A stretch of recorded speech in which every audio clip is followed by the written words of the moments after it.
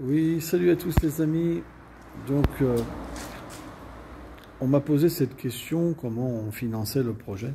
Alors, je vais vous répondre. Alors déjà, ce projet, il n'est pas financé par l'association EMSA Non-Violence parce qu'elle n'aurait pas les moyens, hein. Mais elle est financée par la congrégation que je suis le fondateur. Donc.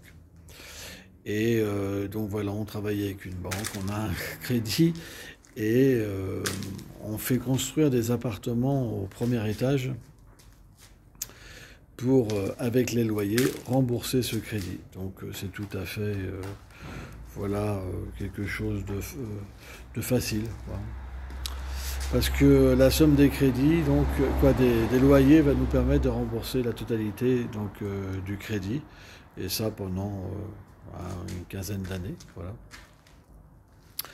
Alors aussi, certaines personnes avaient des questions sur si on était le mouvement Hare Krishna.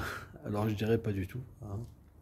On est une congrégation reconnue légalement par l'État français. Alors je vais vous donner un exemple, c'est comme les chrétiens. Les chrétiens, ils ont une Bible et ils suivent Jésus. Et bien de la même manière, en Inde, il y a ce qu'on appelle la Bhagavad Gita, hein, c'est la Bible des hindous, hein. Et donc Dieu, on l'appelle Krishna, hein. Et ça, c'est quelque chose qui est universel en Inde, voilà. De la même manière qu'il y a différentes branches de chrétiens, comme, je ne sais pas, les témoins de Jéhovah, en passant par les catholiques, les protestants, les évangélistes, les adventistes du 7e jour, voilà, les mormons, ce que vous voulez, hein, et ben, chacun a une vision de la Bible, une façon de la comprendre et une façon de la vivre. Et ben voilà. Ben, nous, bien qu'on ait le même look similaire, parce que bon, en Inde, il n'y a pas 36 000 façons de s'habiller, hein. On a ce qu'on appelle aussi le tilak, on adore les mêmes saints, etc. Mais on n'est pas du tout le même mouvement, hein. Alors une autre question aussi, c'est que comment on trouve les financements? Et ben voilà.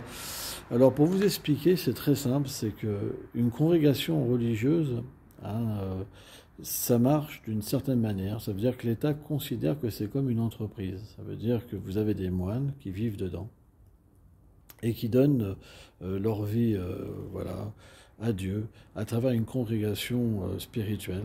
Et chacun travaille. Donc il y en a qui vendent des livres, voilà. Il y en a qui vendent de la nourriture, il y en a qui font les marchés. Il y a plein de façons donc de gagner de l'argent et à travers donc ces petits travaux qu'on fait, cette manière de ramasser de l'argent, eh ben on maintient la congrégation et on finance aussi des activités comme la distribution de nourriture pour les pauvres, etc., etc., hein.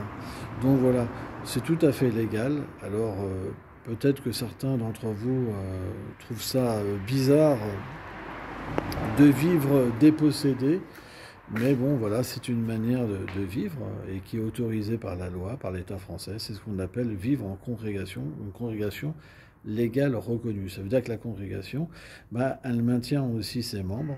En contrepartie, elle les loge, elle les nourrit, la sécurité sociale, etc., etc. Voilà. Donc c'est comme une entreprise, hein, voilà. C'est légal.